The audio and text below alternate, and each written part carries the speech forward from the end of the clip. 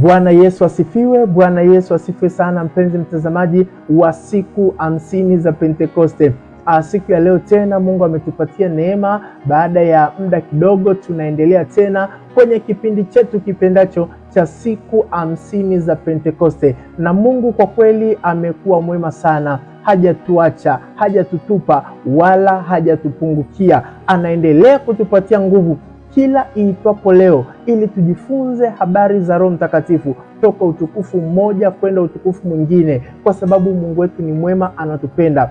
Ndani ya siku 50 za Pentekoste, leo tuko ile siku ya 14, tunahitimisha wiki ya pili. Tunaenda hivyo hivyo mdogo mdogo, hatua kwa hatua, mpaka tutakapofika ile siku ya 50. Ni maombi yangu kwamba kama umekuwa mfuatiliaji wa siku zilizotangulia, basi umekuwa ukiimarishwa na ukiimarika toka utukufu mmoja kwenda utukufu mwingine. Na siku ya leo, bila kupoteza wakati, tunaendelea kusonga mbele hatua kwa hatua. Na kwa sasa tumefika ile siku ya 14 kama nilivyokuambia, na tunaendelea kwa kadiri Mungu atakavyozidi kutupatia neema yake. Basi bila kupoteza wakati, twende moja kwa moja kwa kile ambacho Mungu amekikusudia kwa ajili ya siku ya leo. Siku ya leo tutaangalia kitabu kile cha Timotheo wa pili, sura ile ya 1 na mstari ule wa 7.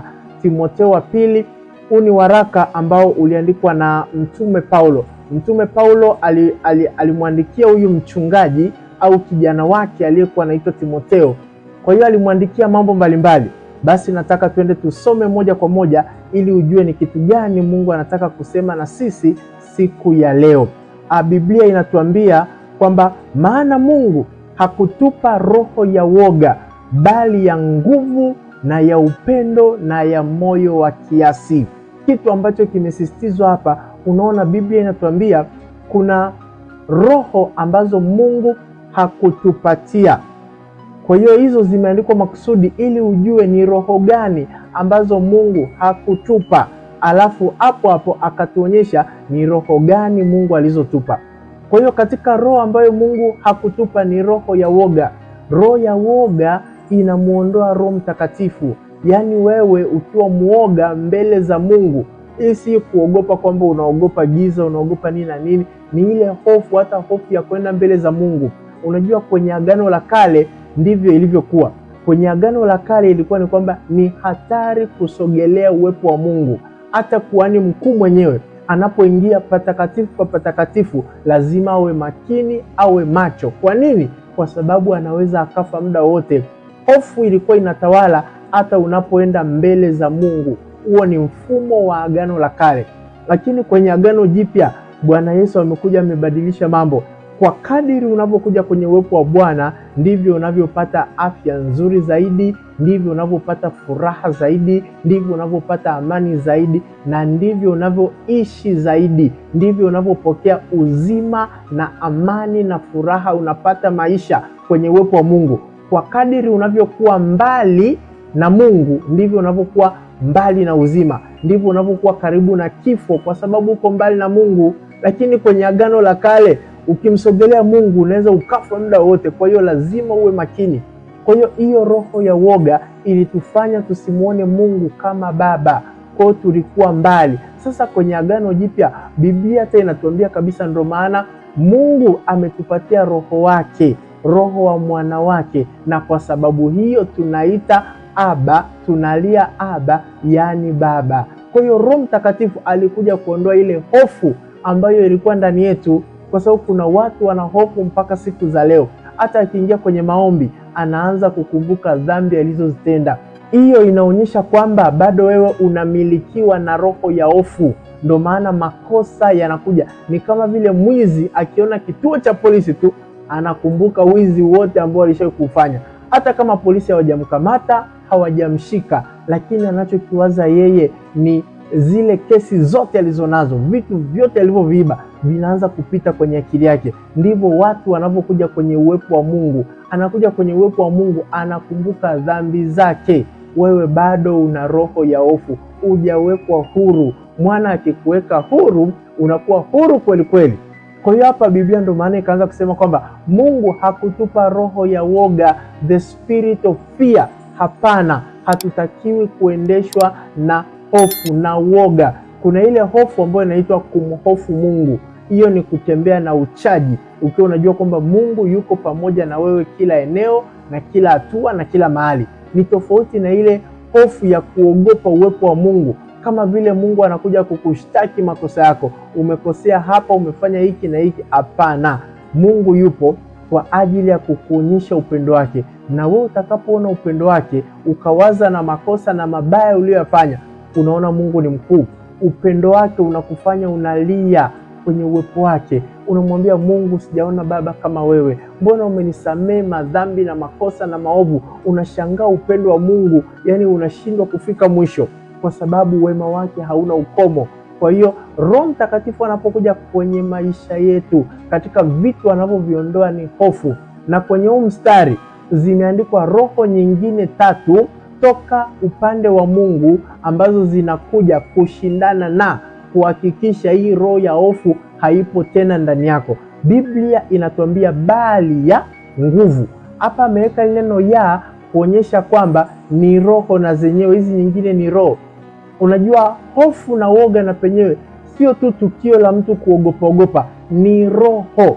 Kwa hiyo hapa anaposema bali ya, kwa hiyo anaendeleza hii habari ya roho. Kwa hiyo Mungu ametupa roho ya nguvu. Unaona, Mungu ametupatia roho ya nguvu. Unajua kunakuwa na nguvu, alafu kunakuwa na roho ya nguvu. Akaendelea na ya upendo. Ya upendo nini? Manake roho ya upendo. Unajua hata upendo watu wengi hawauelewi. Watu tu wanajua formula kwamba ukimpenda mtu utafanya 1, 2, 3. Yaani upendo wanautafsiri kulingana na yale unayoyafanya. Ijapokuwa kuna ukweli fulani kwenye hiyo kwamba upendo unatokana na yale unayofanya, lakini mtu mwingine anaweza akayafanya hayo unayofanya lakini hana upendo. Ikiwa inamaanisha kwamba upendo sio tu kufanya jambo fulani, kunakuwa na roho ya upendo. Ndio maana kuna watu hawaelewi. Yaani ukishakuwa na roho ya upendo, hata kama bado upendo haujaudhihirisha, haujauonyesha, lakini ile roho unayo, manake una potential ya kuonyesha upendo kwenye maisha yako.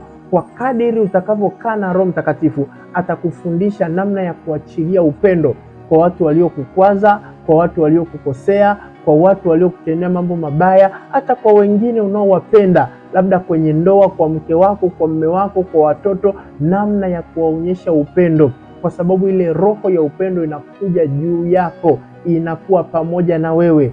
Kwa hiyo unapofurahia ule uwepo wa Roho Mtakatifu kwenye maisha yako, hizi roho zinaonekana. Jambo la kwanza, roho ya nguvu, alafu kuna roho ya upendo, na mwisho inaitwa roho ya moyo wa kiasi. Moyo wa kiasi ni discipline, ni self control. Mambo haya yote yanatokana na Roho Mtakatifu. Roho Mtakatifu ndani yake kuna vitu vingi. Yaani unajua Roho Mtakatifu ni kama wanasema is like a woman, ni kama mwanamke. Kwa kadiri utakavyomuonyesha upendo, kwa kadiri utakavyotoa muda wako kwake, ndivyo atakavyojifunua zaidi kwako. Lakini kama hakujui, anakuona kama wewe ni stranger, mwanamke hawezi kujifunua kwako, hawezi kujiachia kwako. Anahisi kwamba wewe either ni mtu hatari au mtu ambaye hueleweki. Lakini ukishakuwa na ukaribu naye, ni rahisi kufungua moyo wake, kukupatia vitu ndani ya moyo kwa ajili yako wewe. Vivyo hivyo na Roho Mtakatifu, kama huna muda naye, kuna vitu hautavijua kwa Roho Mtakatifu. Unaweza ukasoma vitabu, ndio, unaweza ukasoma material ya hapa na pale, lakini kumjua Roho Mtakatifu, siongelei kukariri mambo uliyosoma kichwani, ni kumjua kwenye maisha yako. Anahitaji muda. Kwa kadiri unapopata muda na Roho Mtakatifu, ndivyo unapojua kumbe ndani ya Roho Mtakatifu kuna nguvu. Kumbe ndani ya Roho Mtakatifu kuna upendo. Kuna watu wanafikiri upendo ni kitu kingine na Roho Mtakatifu ni kitu kingine. Hapana. Roho Mtakatifu ndani yake kuna nguvu, vile vile ndani yake kuna upendo, vile vile kuna moyo wa kiasi. Kuna watu hawana kiasi. Hata kwenye mambo ya ibada, anafanya ibada haina mwisho, ibada haina kiasi, anasingizia Roho Mtakatifu alikuwa anatuongoza.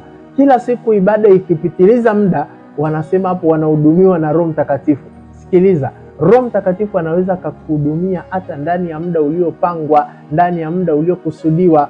Wewe jiachilie kwa Roho Mtakatifu. Utaona Roho Mtakatifu anavyokuonyesha habari ya kuwa na discipline na self control, moyo wa kiasi kwenye maisha yako, unavyoongea, unavyotenda, unavyofanya mambo fulani. Hata kulala inabidi ulale kwa kiasi, kula chakula ule kwa kiasi, mambo yote yafanyike kwa kiasi. Roho Mtakatifu unapokuwa na ushirika naye, kuna vitu vingi ndani yake. Bwana Yesu asifiwe sana. Ndio maana ukisoma kile kitabu cha Ufunuo kimejaribu kueleza kwa kina kidogo mambo ambayo yako ndani ya Roho Mtakatifu. Biblia inatuambia kwenye Ufunuo sura ile ya 4 na mstari ule wa 5 kwamba na katika kile kiti cha enzi kunatoka umeme na sauti na ngurumo, na taa 7 za moto zikiwaka mbele ya kile kiti cha enzi, ndizo roho 7 za Mungu. Kwa kumbe tunafahamu zaidi kwamba Roho Mtakatifu ndani yake hamna kitu kimoja tu. Sasa kumbuka, ni Roho Mtakatifu mmoja. Hakuna akina Roho Mtakatifu 7, kwamba Mungu ana roho 7 ambao wanaitwa Roho Mtakatifu. Hapana, Roho Mtakatifu ni mmoja, lakini ndani ya Roho Mtakatifu kuna roho 7 ambazo zinaitwa roho 7 za Mungu. Ni kama vile hata wapinzani wetu, au niite hivyo, au watu ambao wanapingana na Ukristo mara kwa mara wanapenda kuchallenge, wanasema nyinyi wa Kristo mna miungu mitatu. Yesu mnasema ni Mungu, Baba mnasema ni Mungu, Roho Mtakatifu naye ni Mungu. Mbona mna miungu wengi? Hapana, tuna miungu wengi. Tunaye Mungu mmoja. Biblia inatueleza kabisa kwamba Mungu ni mmoja. Lakini sasa Biblia inatuambia Mungu yupo katika nafsi tatu: Baba, Mwana na Roho Mtakatifu, lakini ni mmoja. Kama vile katika ndoa kunakuwa na mke na mme, lakini Biblia inatuambia wale wawili watakuwa mmoja. Ukiangalia unaona hawa ni watu wawili, mwanamke yuko hivi na mwanaume yuko hivi, lakini Biblia inatuambia wanakuwa kitu kimoja. Vivyo hivyo hata na Roho Mtakatifu ndani yake unaweza ukasema mbona kuna vitu vingi, mbona hizi roho 7 zimetoka wapi? Ndiyo, ni roho 7 za Roho Mtakatifu, lakini Roho Mtakatifu ni mmoja, ana roho 7 ndani yake. Kwa hiyo haya ni mambo ambayo Yohana alifunuliwa alipoenda mbinguni. Kwa hiyo Roho Mtakatifu ni mwema, ni mzuri. Ndio maana kwenye Timotheo wa pili tukaanza kusoma kwamba kuna roho ya upendo, kuna roho ya nguvu, na kuna moyo wa kiasi. Kuna mambo mengi ndani ya Roho Mtakatifu. Roho Mtakatifu anahitaji ushirika na wewe ili ajifunue hatua kwa hatua. Sasa na hizi roho 7 za Mungu nitakwenda kukuonyesha mahali zilipoandikwa ili umjue Roho Mtakatifu na mambo yaliyoko ndani yake. Roho Mtakatifu anaweza akakusaidia zaidi kwenye eneo fulani, labda roho fulani ikadhihirika kwako kuliko kwa mtu mwingine. Kwa hiyo ukiona mtu mwingine roho nyingine inadhihirika kwake, usimshangae wala usimkatae, kwa sababu wewe Roho Mtakatifu hakutumii kwa kiwango hicho. Kwa hiyo kila mtu kuna namna Roho Mtakatifu anavyomuongoza, namna Roho Mtakatifu anavyomuelekeza. Ukisoma kile kitabu cha Isaya ndo anatueleza kidogo kwa undani mambo yaliyoko hapa. Biblia inatuambia kwenye Isaya sura ya 11, nitasoma mistari 2 tu ya kwanza. Biblia inatuambia kwamba basi litatoka chipukizi katika shina la Yese, na tawi litakalotoka katika mizizi yake litazaa matunda. Sasa mstari wa 2 zikatajwa hizi roho 7 za Mungu, au roho 7 ambazo ziko ndani ya Roho Mtakatifu. Biblia ikasema na Roho ya Bwana atakaa juu yake. Sasa kumbuka, mstari wa kwanza hapa unazungumza habari za Yesu mwenyewe. Hapa Biblia inavyosema lakini litatoka chipukizi katika shina la Yese, tunajua kabisa moja kwa moja kutoka kwa Yese alitoka Daudi, alikuwa mfalme wa taifa la Israeli. Lakini baada ya Daudi, baadaye alikuja akatokea Yesu. Ndio maana sasa Yesu mara nyingi ameitwa mwana wa Daudi. Hata watu kipindi cha Yesu walikuwa wanasema Yesu mwana wa Daudi unirehemu. Kwa hiyo walimuita Yesu mwana wa Daudi. Kwa hiyo kwa hiyo tunajifunza kumbe ili shina la Yese loko lazungumzwa sio Daudi kama mfalme wa Israeli. Hapa alikuwa anazungumziwa Bwana Yesu moja kwa moja. na hizi roho 7 za Mungu ndo zikawa zimetajwa hapa. Roho ya kwanza Biblia inasema kwamba ni roho ya Bwana atakaa juu yake, roho ya hekima na ufahamu, roho ya shauri na uweza, roho ya maarifa na kumcha Bwana. Unaona, hizo ni roho 7 ambazo zilikuwa ndani ya Yesu Kristo, zilikuwa juu ya Yesu Kristo, zilikuwa pamoja na Yesu Kristo katika huduma yake ya miaka 3 aliyofanya hapa duniani. Tangu alipobatizwa pale kwenye mto Yordan akiwa na umri wa miaka 30, akabatizwa na Yohana Mbatizaji. Biblia inatuambia roho wa Bwana akaja juu yake, na kuanzia pale mambo ya ajabu ya kipekee na ya tofauti yalionekana kwenye maisha ya Bwana Yesu. Mwanzoni kabla hapo Yesu alikuwa ni mwana wa seremala, lakini baada ya pale, baada ya kupakwa mafuta na Roho Mtakatifu, akaanza kufanya mambo ya ajabu, mambo ambayo sio ya kawaida. Kwa nini? Kwa sababu roho ya Bwana alikuwa juu yake. Roho ya Bwana hapa, na kuna wengine wakisoma ili andiko hapa wanafikiri roho ya Bwana maana yake ni Roho Mtakatifu moja kwa moja. Kumbuka nimekwambia hii ni sehemu, ni roho mojawapo katika roho 7 za Roho Mtakatifu. Kwa hiyo hapa anaposema kwamba roho ya Bwana, huyo ni roho mmojawapo, ni kipengele kimoja. Ukiona Biblia inasema roho ya Bwana, maana yake ni kwamba ni roho wa utawala. Ukisoma kile kitabu cha Waamuzi ndipo utakapoelewa vizuri habari hizi. Wale waamuzi walikuwa ni watu ambao Mungu aliwapaka mafuta, na lilipohitajika kufanyika jambo fulani, nyakati za kina Gideon, nyakati za kina Yefta, nyakati za kina Debora na kina Samson, utaona Biblia inatuambia kwamba roho ya Bwana ikaja juu yake, akafanya mambo makubwa, akaua watu 1000, akafanya mambo makubwa. Kwa hiyo ile roho ya Bwana ilikuwa inawasaidia kufanya mambo makubwa, exploits pamoja na utawala. Wale waamuzi ndio waliokuwa watawala, kwa sababu kulikuwa hakuna wafalme muda huo. Kwa hiyo roho ya Bwana ikija juu yao inawasaidia kufanya maamuzi mbalimbali. Ndio maana wakaitwa waamuzi, walikuwa ni viongozi wa taifa la Israeli. Kwa hiyo roho ya Bwana ni kipengele kimoja hapo.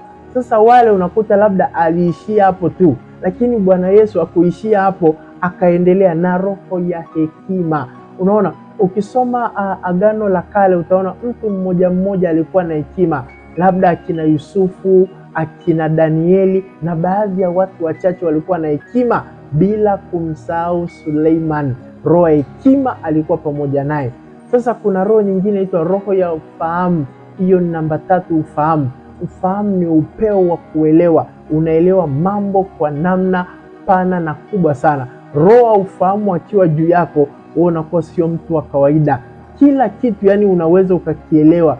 Haijalishi ni kitu gani unafundishwa, haijalishi ni kitu gani unaelekezwa, yawe ni mambo ya kompyuta, yawe ni mambo ya kilimo, yawe ni mambo ya teknolojia, liwe ni neno la Mungu, ufahamu wako unakuwa mpana kuliko mwanadamu wa kawaida. Hata mwanadamu wa kawaida ambaye amesoma mpaka chuo kikuu, wewe ambao una roho wa ufahamu, hata kama hujafika chuo kikuu, utaelewa mambo kwa upeo mkubwa, kwa sababu una roho wa ufahamu, tofauti na yule ambaye anategemea akili za darasani alizozisoma chuo kikuu. Alafu kuna roho ya shauri. Roho ya shauri ni roho ya 4 hapa imetajwa. Hii ni kutoa ushauri. Unaona, kuna wale wengine ambao wamesomea huko counseling, mambo ya kutoa ushauri nini na nini, lakini roho wa shauri akiwa juu yako, unaweza ukatoa mashauri mpaka watu wakashangaa wewe ni mtu wa namna gani. Na nyakati za kina Daudi au watu wa namna hiyo walikuwepo, akina Ithofeli walikuwa wanatoa mawazo mpaka watu wanashangaa, haya mawazo yametoka wapi? Ni roho wa shauri alikuwa juu yao. Alafu kuna roho anaitwa roho wa uweza. Roho wa uweza huyu ni roho wa nguvu.